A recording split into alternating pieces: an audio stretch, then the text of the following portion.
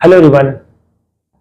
तो केमिस्ट्री में आज हम लोग बात करेंगे वेपर प्रेशर्स के बारे में। ये सोल्यूशन का चौथा टॉपिक है हमारा और ये बहुत ज़्यादा इम्पोर्टेंट लेक्चर है और थोड़ा सा कॉम्प्लिकेशन भी है। तो इसमें कुछ फंडामेंटल्स हैं जिसको हमें चैप्टर स्टार्ट करने से पहले समझना होगा। एक रीडिंग लगा लेते हैं और फिर स्टार्ट करते हैं कि क्या क्या दिया है, क्या क्या हम लोगों को कॉन्सेप्ट फॉलो अप करना है। सबसे पहले इन्होंने दिया हुआ वेपर प्रेशर।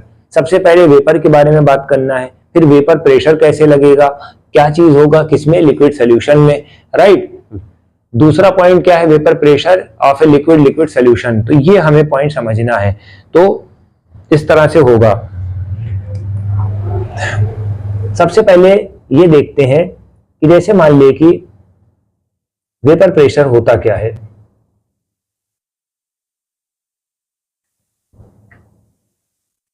वेपर क्या है, जैसे मान लिया कि एक बीकर है, ठीक है। एक बीकर में ये वाटर रखा है, कोई लिक्विड रखी है, वहां से वेपर निकल रही है, राइट।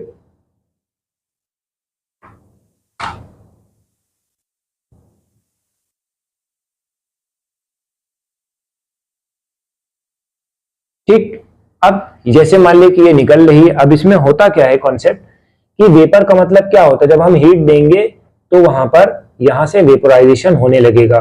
मगर कंटेनर को अगर हम लॉक कर देंगे, ठीक है, कंटेनर को लॉक कर देंगे तो क्या होगा, वॉल्यूम को जैसे फिक्स कर दिया, वॉल्यूम को हमने फिक्स कर दिया, ठीक है। तो क्या कंसेप्ट लगेगा, यहां पर जो पॉइंट होगा, ये जो मॉलिक्यूल है ऊपर एस्केप करेंगे और फिर ये आ जाएंगे, ठीक है। देखिए इसमें होता क्या है, कॉन्सेप्ट ऐसे समझिए कि ऐसे मान लीजिए कि ये जो मॉलिक्यूल है, अंदर के मॉलिक्यूल है, अंदर के मॉलिक्यूल है, वो क्या करते हैं,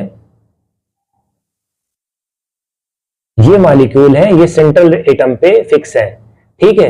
अब यहां पर ये बैलेंस फोर्स इनका लग रहा है, बैलेंस फोर्स लगने की वजह से ये फिक्स है, ये बाहर एस्केप नहीं कर पा रहे हैं। बट यहां पर जो सरफेस वाले चार्ज हैं वो थोड़ी सी हीट पाने के बाद, जब ये सरफेस वाले मॉलिक्यूल है, थोड़ी सी हीट पाने के बाद ये उड़ जाते हैं, क्योंकि ये लॉक है।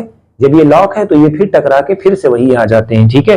अब ऐसे देखो, ये है, ये यहां पर फोकस मिला, ये टकरा के आ गए, ठीक है। इस तरह से ऐसे आएंगे, ठीक। तो ये प्रेशर मार रहे हैं, ठीक है, ये सरफेस पे ही प्रेशर लगा रहे हैं जब लौटेंगे इधर, ठीक। तो ये छोटा से एक फंडामेंटल था। अब हमें देखना है कि ये पॉइंट हम देखते हैं कैसे। Liquid solution form when the solvent of the liquid, ठीक है। सॉल्यूट और सॉल्वेंट हमने लास्ट लेक्चर में पढ़ा था। Solute can be gases, solute जो होता है अगर गैस है, लिक्विड है या सॉलिड है। Solution gases will be have already been discussed in the 1.32। In this section we have shall solution of the liquid and solid in the liquid, ठीक है। Solution may be contain one more volatile component.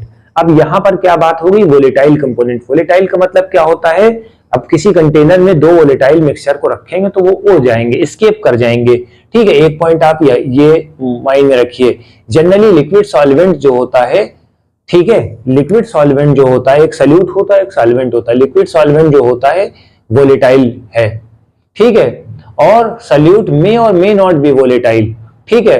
He shall discuss the two binary solution. Binary solution का मतलब क्या होता है, दो solution होंगे तो उसको हम बाइनरी सोल्यूशन बोलते हैं, ठीक है। तो ये पॉइंट आपको समझना होगा। हम लिक्विड लिक्विड सोल्यूशन है या सॉलिड लिक्विड सोल्यूशन है, यहां पर हम लोग को देखना है। तो सबसे पहले हमने क्या देखा है, ये वाला पॉइंट हमें डिस्कस करना है, ठीक है। सोल्यूशन में भी कंटेन वोलेटाइल कंपोनेंट, ठीक है, more than one volatile component है, ठीक है। एक भी कंपोनेंट वोलेटाइल हो सकता है और जो दूसरा लिक्विड है, लिक्विड सॉल्वेंट वोलेटाइल है, ठीक है, ये वोलेटाइल है। तो इसका मतलब क्या होता है, जैसे मान लो कि दो सॉल्यूशन है, ठीक है, जो सॉल्वेंट है ये वोलेटाइल है, ठीक है, सॉल्वेंट है वोलेटाइल है, ये उड़ रहा है, ठीक है। कंटेनर हमारा लॉक है, ठीक है, ये वोलेटाइल है, ठीक है, ये प्रेशर लगाएगा, ठीक है। अब दूसरा पॉइंट आपका बना, ए पॉइंट ये बना, ये हमारा प्योर है, ठीक है, ये प्योर है, ठीक। अब जैसे मान लिया कि इसमें हमने और ऐड कर दिया, ये ए वाला है, वोलेटाइल वाला है, ठीक है, ऐसे तो 3 बनेंगे। ठीक है, ए का भी है वोलेटाइल, जब बी वाला हम डालेंगे ये तो हमारा सॉल्वेंट हो गया। ठीक है, ये हमारा सॉल्वेंट हो गया। सल्यूट में हम क्या देखेंगे, सल्यूट जैसे मान लो कि ये भी वोलेटाइल है, तो दोनों मॉलिक्यूल जो होते हैं उड़ेंगे। ठीक है, तो दोनों है। तीसरे में क्या कंपोनेंट है, तीसरे में ये होता है कि अगर सल्यूट जो होता है नॉन वोलेटाइल होगा तो वो सरफेस पे आके ब्लॉक कर देगा। ठीक है, तो वेपर प्रेशर यानी कि यहां पर कम हो जाएगा, क्योंकि सॉल्वेंट जो है उड़ने वाला है।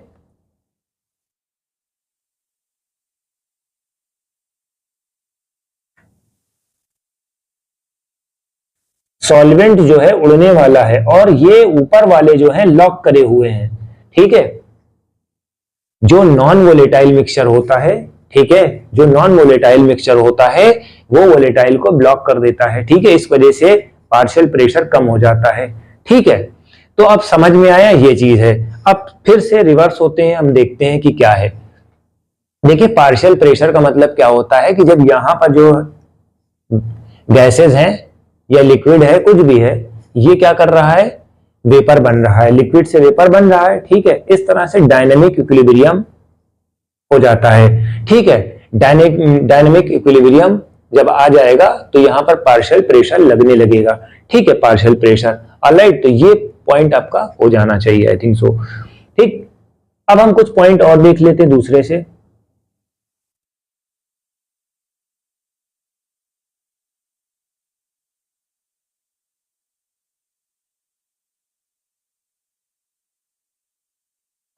ठीक, तो सबसे पहले वेपर प्रेशर है, वेपर प्रेशर है, डायनेमिक इक्विलिब्रियम हो गया। डायनेमिक इक्विलिब्रियम में क्या हो जाता है, जो सैचुरेटेड सॉल्यूशन जो होता है उसी को हम वेपर प्रेशर बोलते हैं। ठीक है, तो ये आपको समझना है, एक पॉइंट आपका ये हो गया। ठीक है, डायनेमिक इक्विलिब्रियम का मतलब क्या होता है, rate of evaporation, rate of condensation. एक पॉइंट इसमें आपको और मेंशन करना पड़ेगा, थोड़ा सा ये समझ लीजिए। यहां पे आपको ये याद रखना है, यहां पर जो है क्या हो रहा है, डायनेमिक इक्विलिब्रियम में क्या होता है, लिक्विड है और ये सॉलिड है। ठीक है, ऐसे समझ लो, ये वेपर है। ठीक, इस तरह से। ठीक, अब ये रिवर्स हो रहा है तो ये डायनेमिक इक्विलिब्रियम में हो जाएगा। तो एक जो है कंडेंस हो रहा है और एक जो होता है एवोपरेट हो रहा है। एक एवोपरेट हो रहा है, एक कंडेंस हो रहा है, फिर एक एवोपरेट होगा, दूसरा कंडेंस होगा। इस तरह से ऐसे ऐसे साइकिल चलता रहता है, साइकिल ऐसे ऐसे चलता रहेगा। ठीक है, इस तरह से। ठीक है, ये एवोपरेट हो गया, फिर जब नीचे आया कंडेंस हो गया, फिर वो ऑपरेट हो गया, फिर नीचे आया कंडेंस हो गया। ये आपको ऐसे देखना पड़ेगा। इसी तरीके से ये सैचुरेटेड हो जाएगा, जैसे सैचुरेटेड हो जाएगा फिर इसको पर पार्शियल प्रेशर लगने लगेगा। बस इतना आपको समझना है। फिर अब देखते हैं, थोड़ी सी एनसीईआरटी की रीडिंग लगा लेते हैं और कंसेप्ट क्लियर हो जाएगा। बाइनरी सोल्यूशन का मतलब यानी कि दो सोल्यूशन इसमें है, दो कंपोनेंट है। क्लोज वेसल है, अभी हमने शुरुआत में बता दिया था, वॉल्यूम जो होता है फिक्स कर देंगे, क्लोज वेसल्स को हमने ढक दिया है। Both component would be evaporate and eventually equilibrium would be established between vapor phase। ठीक है, वेपर फेज में इक्विलिब्रियम हो जाता है, जैसा कि मैंने अभी बताया। ठीक है, let the total vapour pressure at the stage. अब दो सोल्यूशन है, बाइनरी सोल्यूशन का मतलब क्या होता है, दो है, तो उसमें दोनों अपना अपना जोर लगाएंगे। ठीक है, पहले में भी हमने बताया, देखिए 3 पॉइंट होते हैं, दोनों वोलेटाइल हो। ठीक है, ठीक, दोनों वोलेटाइल हो और एक वोलेटाइल हो और एक वोलेटाइल ना हो। ठीक, दो ये कंसेप्ट आपका बनेगा। राइट, तो ये चीज है।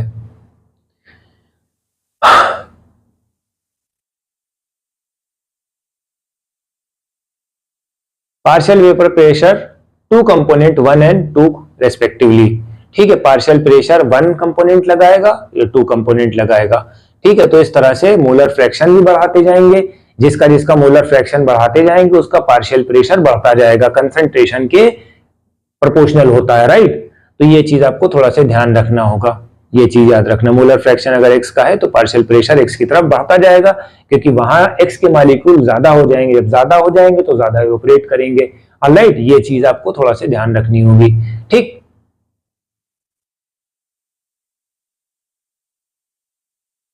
अब एक चीज है, partial pressure of each component partial pressure of each component directly proportional, partial pressure जो होता है डायरेक्टली प्रोपोर्शनल होता है मोलर फ्रैक्शन के। ठीक है, अभी हमने बताया कि बीकर है, ठीक है, ऐसे समझिए ये बीकर है, ठीक है, मोलर कंसंट्रेशन बढ़ रहा है, ठीक है, x1 का मोलर कंसंट्रेशन बढ़ रहा है, जैसे मान लिया कि ये x1 है, x1 का मोलर कंसंट्रेशन अगर बढ़ा तो क्या हुआ, पार्शियल प्रेशर भी तो बढ़ेगा, क्योंकि भाई इसके जो मॉलिक्यूल इमिट होके आएंगे बाहर, ठीक है, फिर वही डायनामिक इक्विलिब्रियम का फेज होगा, वही रोटेशन होगा, ज्यादा इक्विलिब्रियम होगी। ठीक है, जैसे मान लिया कि इतना बड़ा वेसल है, ठीक है, ये इतना बड़ा वेसल है, ठीक, अब इस वेसल से जितना निकलेगा मॉलिक्यूल्स, जितना फ्रैक्शन निकलेगा, मोलर मास होगा, उतना ये लोग प्रेशर भी तो डालेंगे। क्यों डालेंगे, क्योंकि अभी तो वेपर में थे, फिर वेपर से वो सॉलिड में चेंज हो जाएंगे, सॉरी लिक्विड में चेंज हो जाएंगे, तो जब लिक्विड में चेंज हो जाएंगे तो प्रेशर नहीं पड़ेगा सरफेस पे, राइट, इस तरह से ये होता है। ठीक, तो पी नॉट क्या होता है, 1 का, अगर 1 वाला है, ठीक है, कंपोनेंट 1 है, ठीक है, कंपोनेंट 1 नॉट, नॉट का मतलब यहाँ क्या है, नॉट से का मतलब क्या होता है कि ये जो नॉट इंडिकेट करता है कि ये प्योर है, पी नॉट का मतलब प्योर 1 वाला ही निकल रहा है अभी, ठीक है, ऐसे आप समझो। कंपोनेंट 2 है अगर, तो ये भी हो जाएगा, P not 2 represent the vapour pressure of the pure component, pure component 2 का है, ठीक है, फिर डाल्टन का लॉ लगा देंगे पार्शियल प्रेशर, अगर इन दोनों को टोटल कर देंगे, दोनों को जब हम मिलाएंगे तो हमारा क्या होगा, दोनों को मिलाएंगे P total P1 plus P2, ठीक है, तो X1 और X2, अब जब जानते हैं कि हमने शुरुआत में पढ़ रखा था कि जैसे X1, ठीक है, मोलर फ्रैक्शन X1 और X2 का क्या होता है, 1 होता है, ठीक है, तो एक का 0 होगा तो ऑब्वियसली दूसरे का 1 होगा। ठीक,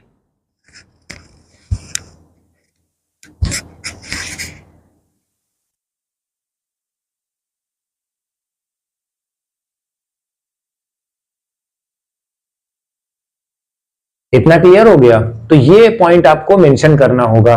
ठीक,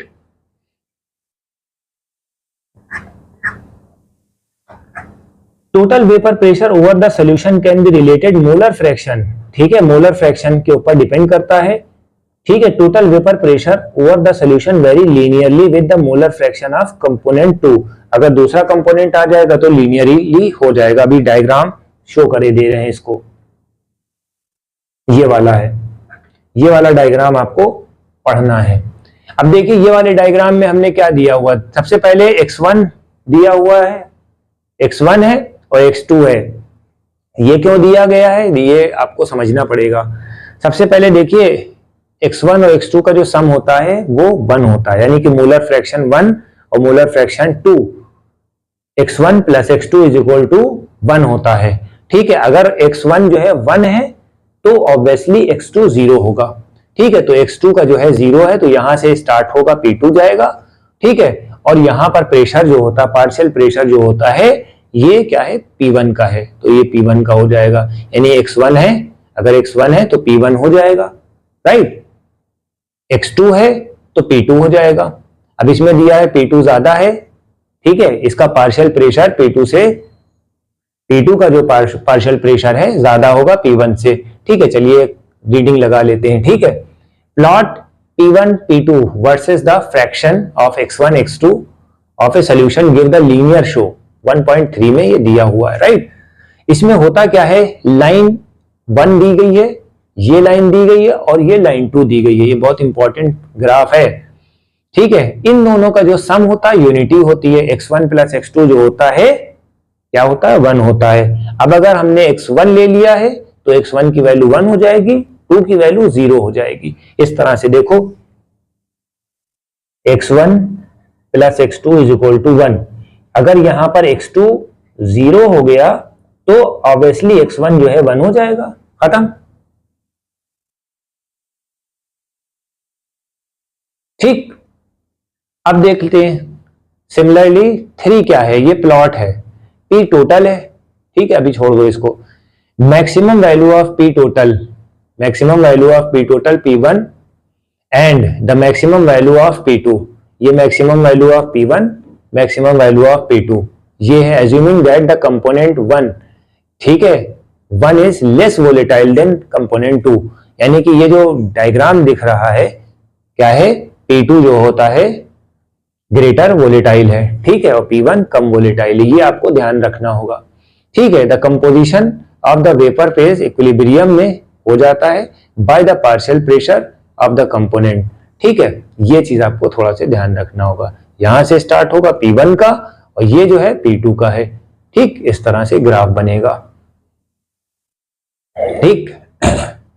अब इसमें इन्होंने दिया हुआ 1 का है, P1 है, तो ये P1 हो जाएगा प्योर का, और ये जो पार्शियल प्रेशर है P1 का ये गिर जाएगा, ठीक है, पार्शियल प्रेशर जो होता है वो गिरेगा। इसी तरीके से जो है यहां को देख लो, P2 नॉट का है तो ये नॉट वाला मैक्सिमम पे रहेगा, X2 पे रहेगा, ठीक है। अब यहां पर X2 है तो क्या होगा, P1 जो है नीचे चला जाएगा, ठीक है, इस तरह से होगा। यहां से देखो P2 उड़ गया है, यहां से P2 उड़ गया है और यहां से P1 नीचे गिर गया है, ठीक है, ये चीज आपको समझना है। यहां पर P2 है तो P2 नीचे चला जाएगा, या फिर इससे ऐसे कर दो, दोनों साइड से कर सकते हो, कोई ऐसा इशू नहीं है। तो हमारी वीडियो कैसी लगी, अब हम नेक्स्ट लेक्चर में राउल्ट लॉ फॉलो करेंगे, और हमारी वीडियो कैसी लगी ज्यादा से ज्यादा शेयर करें ताकि हम और अच्छा कंटेंट आप लोगों के लिए तैयार कर सकें। Thank you.